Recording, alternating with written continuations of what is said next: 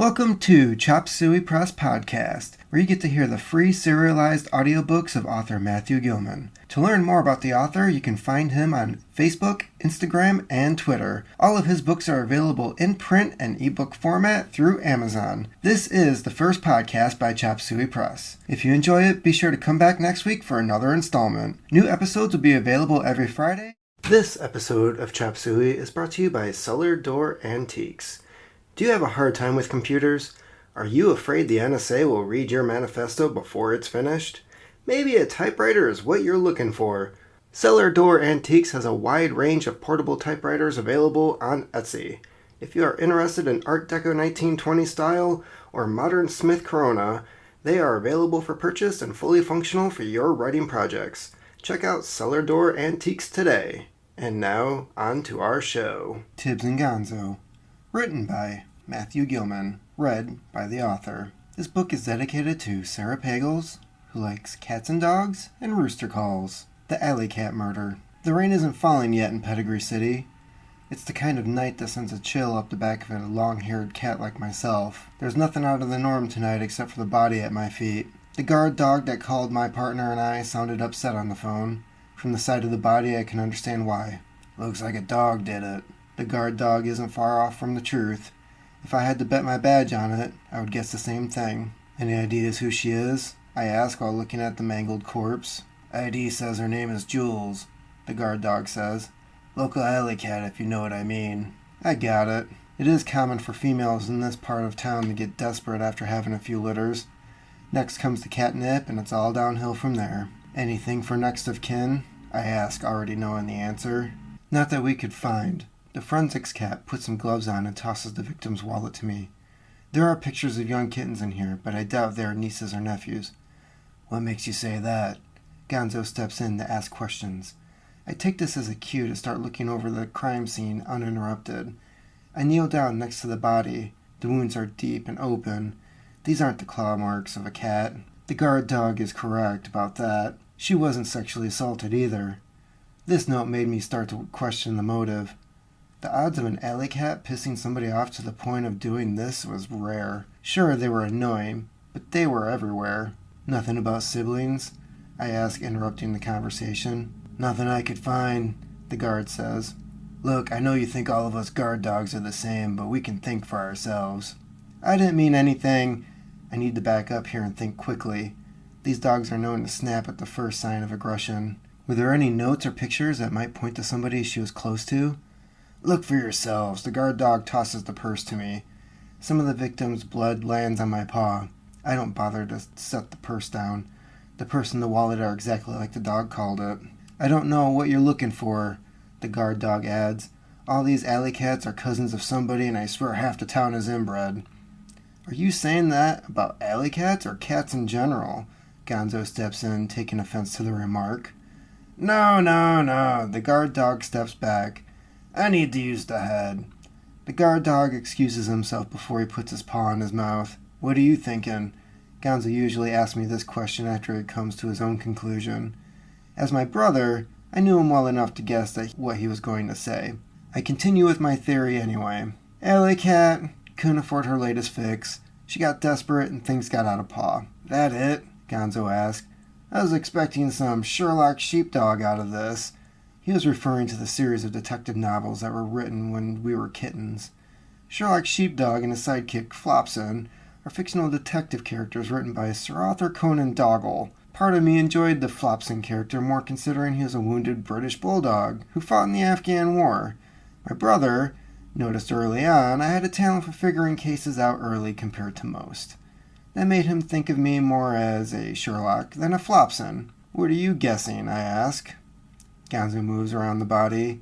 He looks at different pieces of clothing and stares at certain items. The shoes that had been removed, the shirt clawed open, exposing two breasts. When he finishes, he stands upright and looks at me. It's the same look of confidence he has when he starts with an incorrect guess. Dog attack, he says. Floozy standing on the corner. Dog offers a price for some action. She says no. Dog gets upset, takes its frustration out on her. This is pretty brutal for a crime of opportunity, I reply. Get it when you can. Gonzo is trying to justify his theory at this point. He pulls out a cigarette and lights a smoke. This is a habit I noticed he picked up after the war. He never talks about being over there, the war against the Germans. It was a quick and brutal war, unlike the war against the Japanese. Part of me was thankful Gonzo was sent to Europe instead of the Pacific, but it is obvious that the short time the war took, he had been through a lot. Let's get out of here. The Buick drives like a dream. The heavy body and powerful straight 8 motor roars down the street as Gonzo finishes his cigarette. The smoke from the tobacco makes me flinch when I smell it. The smell of the Lucky Claw cigarette disappears as soon as he flicks it out into the sidewalk. Where to? I ask Gonzo, who has gone over the evidence better than me. We have 2 leads. Gonzo pulls a business card and a pack of matches from his pocket. First is a nightclub that we are familiar with. I look over and see the name. Monty's Mount was a well-known speakeasy that converted to other products after the end of Prohibition. The bar is named after the owner, a small but stocky pug who loves to be the center of attention. Gonzo and I had dealings with Monty before the war, before we became cops. The previous relationship is still worth something to him. We are free to visit as long as there is a buck to be made. The place hadn't been fixed up since the building was constructed over 50 years ago. The brick building isn't the best of shape, and some people jokingly call it the litter box. The clientele is made up of mostly cats these days, coming to the back door buying their latest fix of catnip. The dogs are still fond of their beer. Had any other cops arrived at that front door, there might have been a fight. The best case scenario would have been money handed through the opening and the cops walking away. Instead, the guard dog acknowledges us by our first names and let us in. Our status with Monty still stands. The guard dog stops me before I was able to walk in. Gonzo, who's this? The guard dog looks at my brother. Tibbs, he answers. My brother. You're not usually here until Thursday. Run out of your stash early? The guard dog barks. We need to talk to Monty, I interject. The guard dog looks at me with wonder, questioning why I was talking. I didn't know you had a brother, the guard dog replies, addressing Gonzo. Same litter, Gonzo answers. Is there a problem? The guard dog looks at me. The solid black fur is the opposite of Gonzo's gray and tiger stripe pattern. This makes him appear more masculine than me with the primal genes of our ancestors. The guard dog doesn't stop looking at me. Are you letting us in or what? Gonzo asks. Yeah. The guard dog steps out of my way. He's in the back. The door closes behind us and I hear the locks clicking. It is at this point I feel trapped instead of free to move around. We will have to ask for permission to leave, and I don't like asking for my freedom. Inside the bar, it's another world. The smoke of burning catnip fills the air. The pungent smell fills my nose, and Gonzo takes a deep breath. This is another habit he picked up after the war. While it is illegal, I don't oppose it or ask him about it. If it helps him with what he's going through, I am okay with it. We walk through the bar and into the hall leading to Monty's office. A Rottweiler stands in the way as we approach. Seeing Gonzo, he steps aside and glares at me. Dogs never understand how so many cats in the same litter could be so different from one another. In dog terms, pussies are weird. Inside the office, Monty sits with his feet up on the desk, smoking a cigar. His wheezing isn't any different if he smokes or not. Like bulldogs, pugs have a difficult time breathing. Being the center of attention made it easy for them to become politicians. Monty didn't follow that path. Instead, he became a businessman. The pugs had made a reputation for themselves as crafty entrepreneurs, even starting their own gangs to combine their effort. On Monty's arm is a tattoo reading, Pug for Life. He takes his breed more serious than others we have met. Gonzo! Monty appears happy to see my brother and greets like a close friend. The greeting isn't expected for someone we were about to question for an alley cat murder. What brings you here? Stressful week? Gonzo pulls the pack of cigarettes out of his pocket. I'm doing fine, Monty. I thought you looked a little stressed, I add, egging my brother on. Who is this? Monty asks, not remembering me. Gonzo lights a cigarette. My brother, Tibbs. You remember him. Gonzo flicks the match out and tosses it into Monty's ashtray. And before you ask, same litter. Yes, I remember, Monty says, not convinced of the relationship. Cats are so strange, he says to himself. Do I need to find a stick to throw? I don't like how breedless dogs can get when they don't understand something. I don't play fetch, asshole, Monty says with his beady eyes looking at me. What is this about before I have you thrown out? Gonzo tosses a picture of the alley cat onto the desk and Monty's eyes shift to it. What is this? He picks up the picture.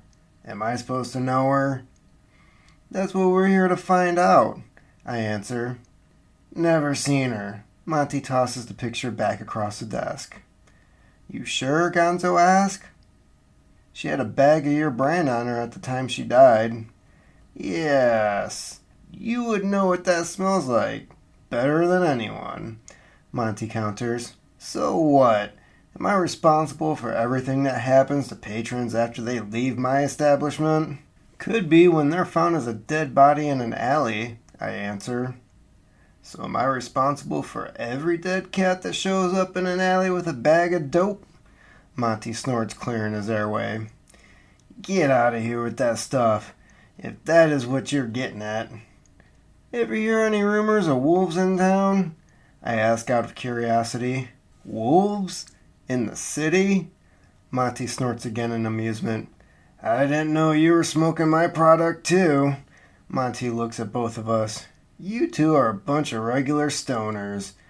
Monty reaches into his desk and pulls out a plastic bag filled with green leaves. You want some before you go?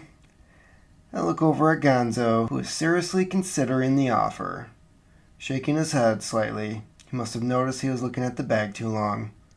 No, I'm good. Gonzo turns around and walks out of the office. Leaving Monty's mount, I feel the urge to talk to my brother about his habit. He is acting odd after the encounter with Monty, and I can tell it is bothering him. I drive the Buick again and put some distance between us and the bar. What is it? I ask, trying to get him to open up to me. He's smoking another cigarette and staring out into the evening streets. I know you think I'm a junkie, Gonzo says. He looks away from me, not wanting to see the acknowledgement on my face to his statement. You don't know what it's like. I don't know what. I don't know if he will elaborate on the statement. Going to war. Seeing what I saw. Gonzo takes a long drag of his cigarette. My unit was to the north of the fighting. We took heavy casualties early on with the invasion, so they gave us the northern route into Germany. We didn't get stuck like those poor bastards in the Bulge, but we still saw some shit on the way into the country.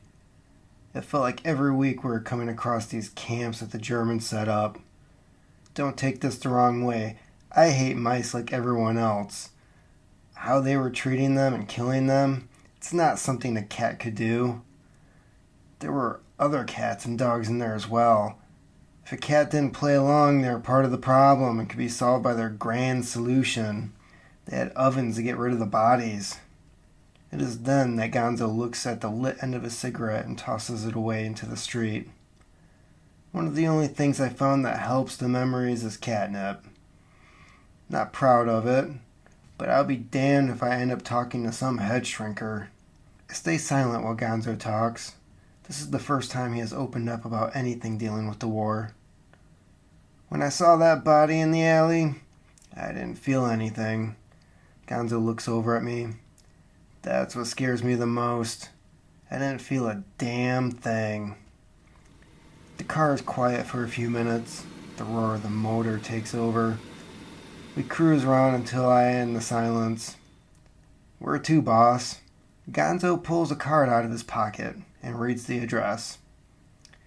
Now Must Stay Temple. Gonzo flips the card towards me to show that the name isn't a joke.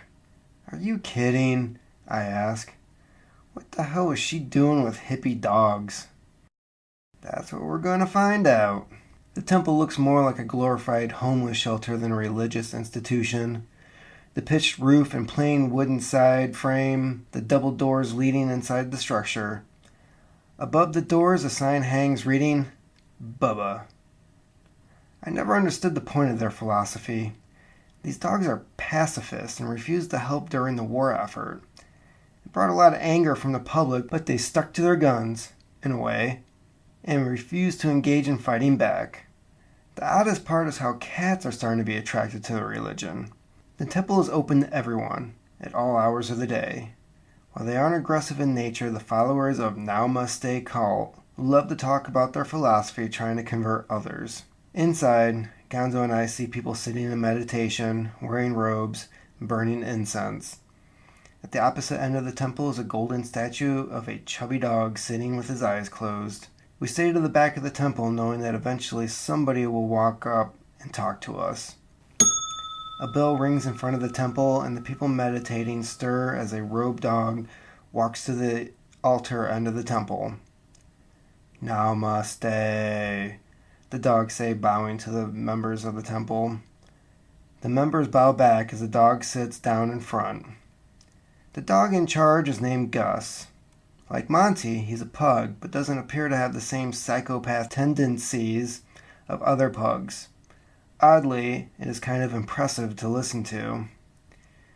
In these times, it is important to focus the mind on questions that will lead us to truth. In the Zen tradition of meditation, they have questions that lead to enlightenment called koans. By asking ourselves these questions, you learn about yourself, the world around you, and your place in it.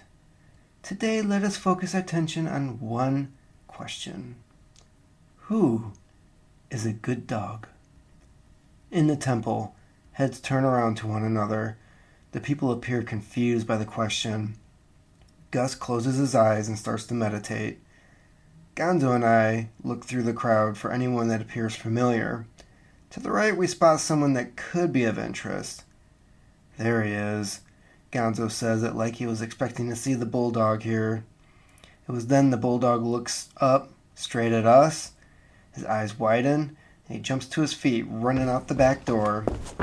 Gonzo and I run through the temple as the rest of the people stay in their sitting position, not noticing the actions happening around them. No, no, no, Mo is saying to himself while trying to run. The stocky, muscular bulldog isn't built for running. Oddly, I can't figure out what the hell these dogs are built for. His nose and mouth snorts as he fights to breathe. Reaching the end of the alley, Mo drops and waits for us to catch up. Mo! Gonzo hollers, pulling his pistol from his coat. I don't consider Mo to be a threat. There must have been something Gonzo knew about this dog. No, no! Mo wheezes as he puts his paws up. Why did you run? Gonzo asks. I have a record, Mo says. Does that mean you did something? I asked, trying to figure out his logic. You want to pin that alley cat murder on me? You're a rapist, Gonzo replies. Mo starts to cry. I don't do that anymore. You think he killed Jules? I asked Gonzo. No telling what this freak would do. I didn't do it, Mo says. Wait a minute. How did you know about the murder? The body was only discovered a few hours before. Had word traveled the streets that quickly? She came to me a week ago, Mo says, now sitting up on the ground. She met me at the bar. Monty's Mount? I ask. Yeah, that's the place, Mo replies. She said she had a boyfriend that was stalking her, wanted my help, keeping him away. Easy work for a guy like me. You didn't take the job, Gonzo replies. I'm trying to change. I can't do bad things anymore. Mo starts to cry. I'm a good dog. I'm a good dog. I'm a good dog. He was still repeating the phrase as we walk away and left him in the alley. Sounds like you figured out the riddle, I say to Gonzo, who is still digesting the information.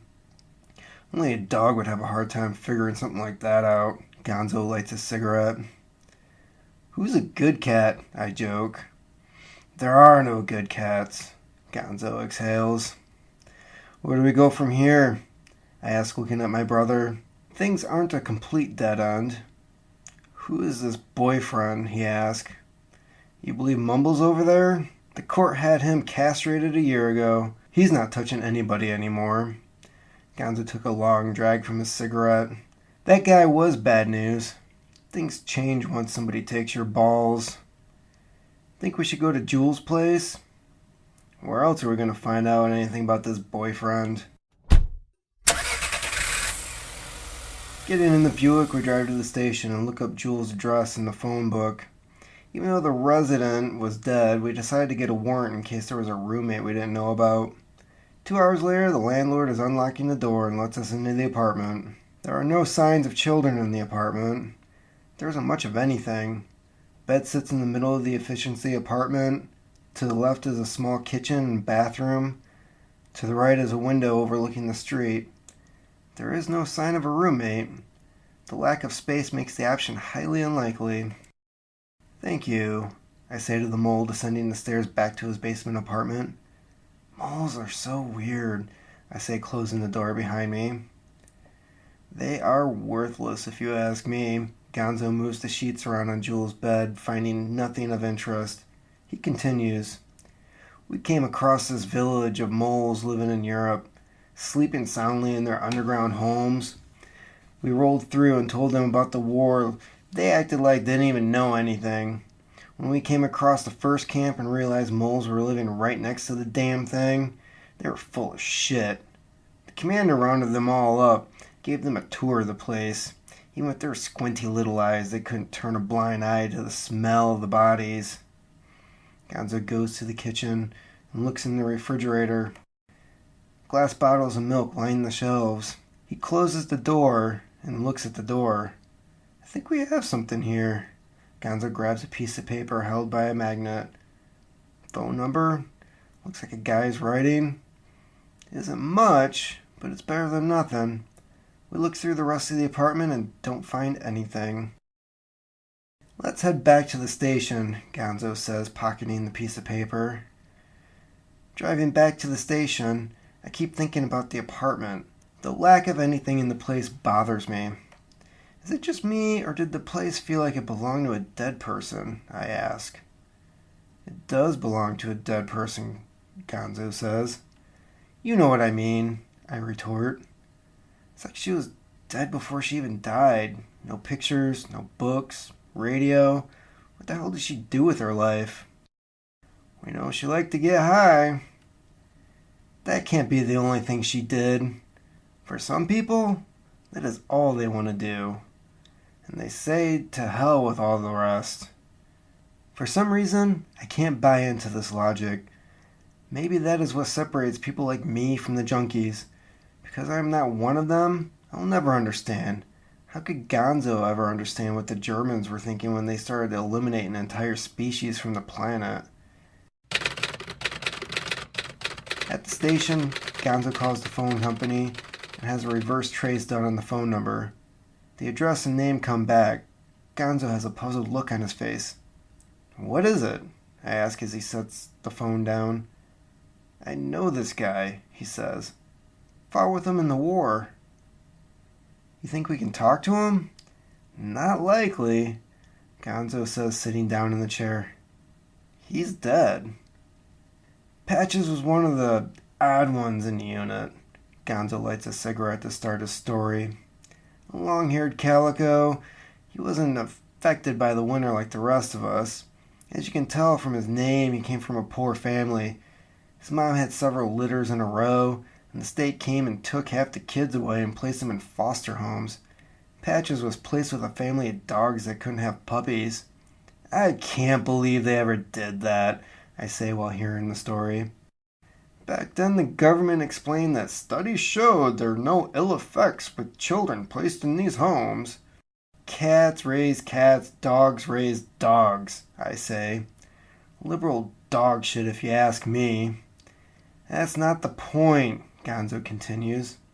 It happened, and from what we saw, Patch was a little different in the head.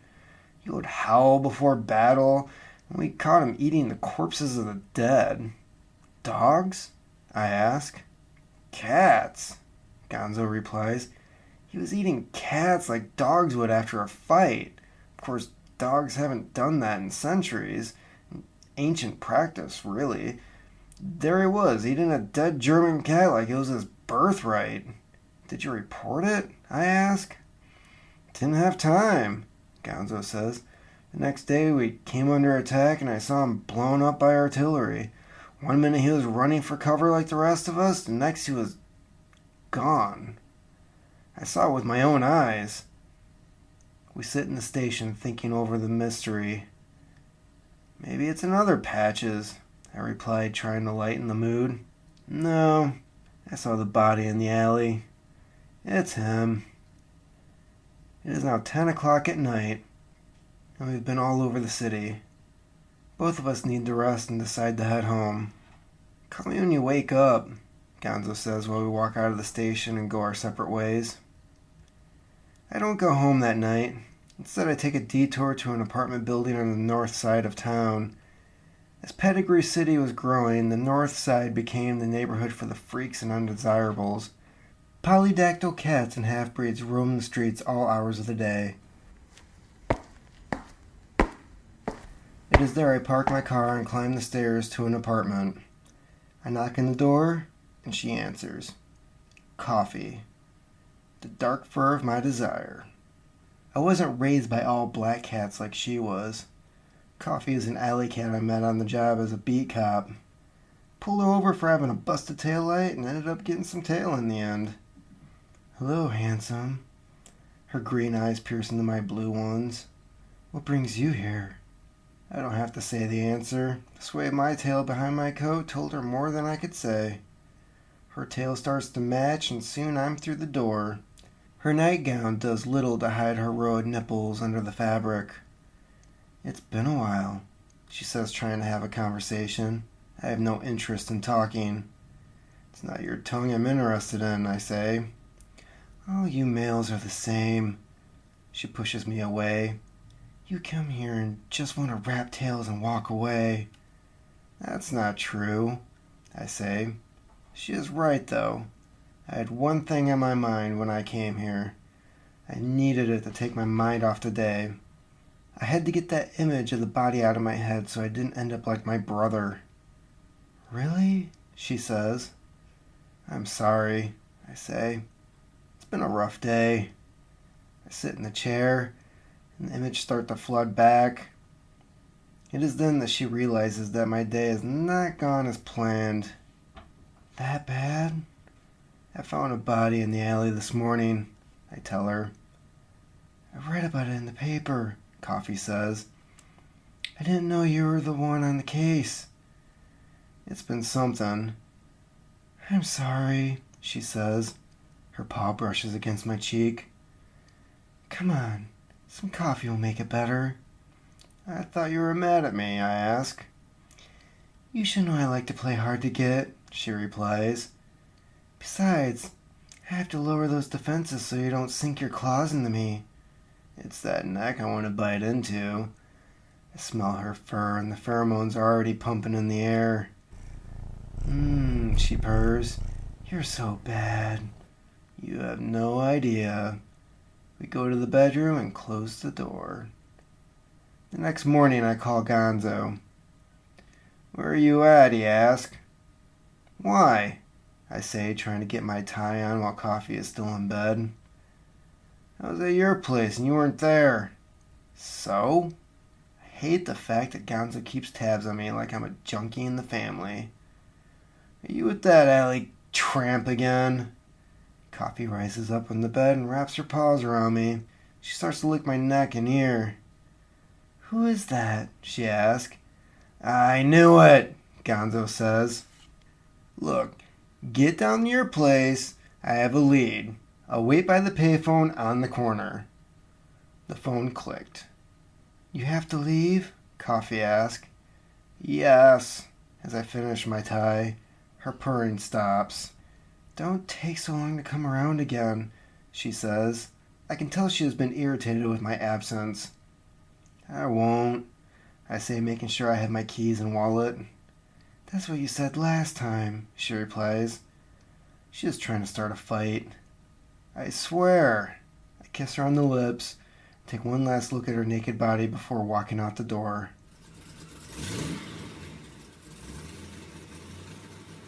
The drive to my apartment only takes 10 minutes. Like Gonzo had said, he is standing on the corner waiting for me. He opens the door and hops in with a cigarette dangling from his mouth. "What's the hurry?" I ask. "You forget we're on a case," he asks. He hates coffee and can't understand the attraction. He considers her low litter trash, the remains of the first pick. I don't care.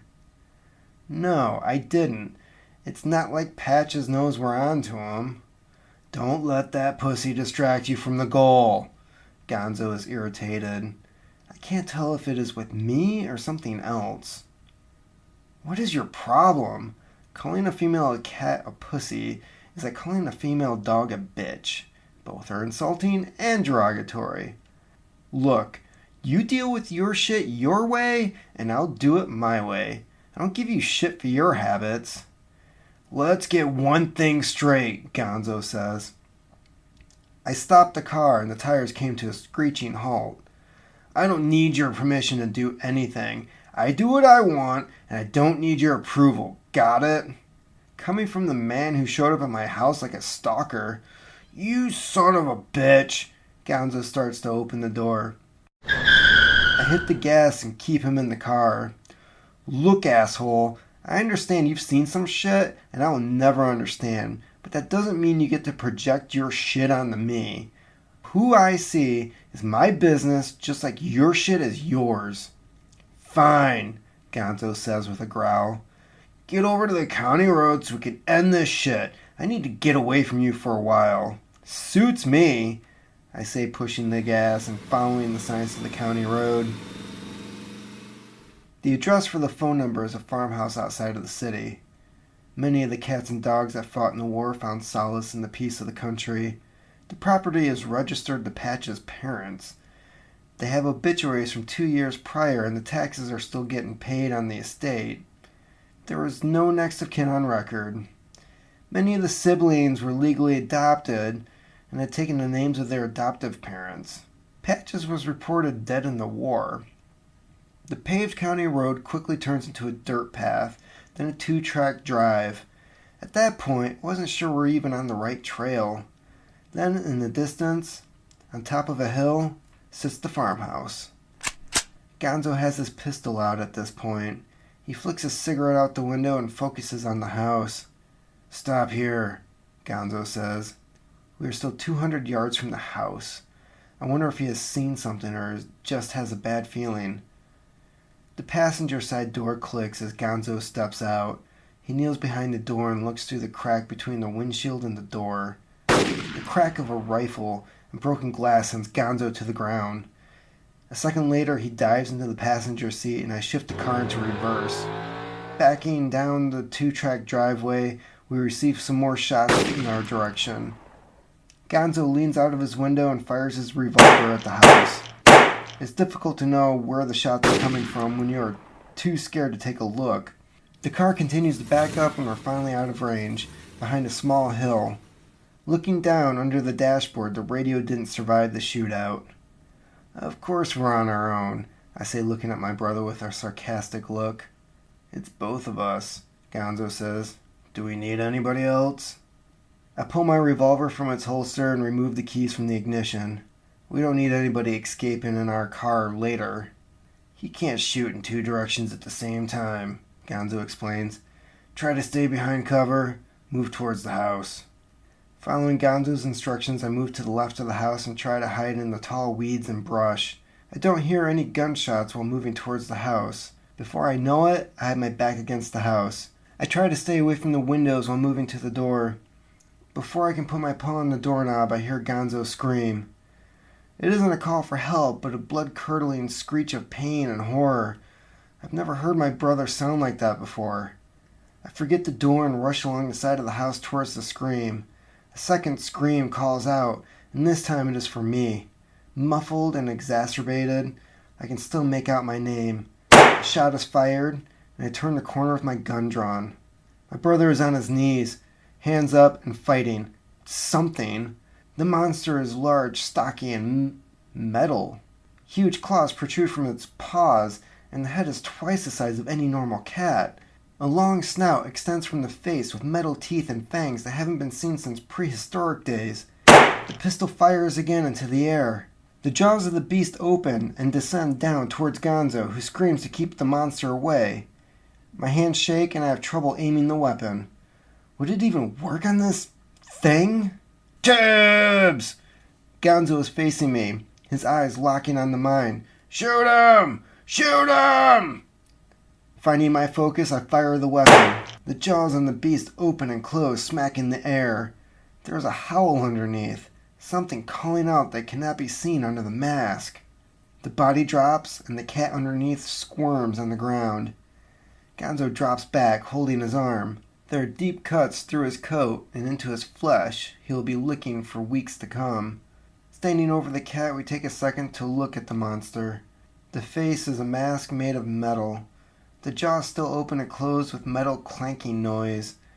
Bending down, I remove the mask, exposing the face of a calico cat. Patches, Gonzo says. They look at one another in recognition. Gonzo, he wheezes out. You died in France, I saw it. You saw what you needed to see, Patches says. What I wanted you to see. Why did you kill the girl? Gonzo asks while there is still time. It's in my nature, Patches replies. I'm a dog. It was at that point he laughs half-hearted, and his final act barks like a dog. His breathing stops and Patches was gone. We stand there knowing the case was over. Gonzo needs a doctor. We have to contact the rest of the department to come clean the mess up. You want to see if there's a phone in the house? Gonzo asks. I go into the house, and as I take the receiver from the wall, I hear 3 more shots fired. I rush to the window and see Gonzo standing over Patch's body. He's making sure that the dead man doesn't return this time. I go back to the phone and call the station. The medics clean Gonzo's wounds and take him to the hospital for stitches. We take the necessary photos for the report, and the body is removed. The mask and claws are homemade, likely in the barn out back. This is a mess, the captain says, walking up just in time to see the body taken away. You tracked this guy here? Yes, sir. I thought I should explain further. Turns out Patches was in the war. Came back to the States after being declared dead on the front lines. Deserter? The captain watches the body get carried away and placed in the back of the coroner's vehicle. Serves him right. Close the case. File your report and come back to work in a week. I don't want to see either of you before then, understood? Yes, sir, I reply. I know where I will be heading. Home. To a nice warm bed and a bottle of gin to keep me company. Eventually I'll see Coffee again. She has a knack for pampering me just the way I like. To hell with it. Maybe that'll be my first stop. Thank you for listening to the Chop Suey Press podcast. Be sure to come back next week. New episodes are available every Friday.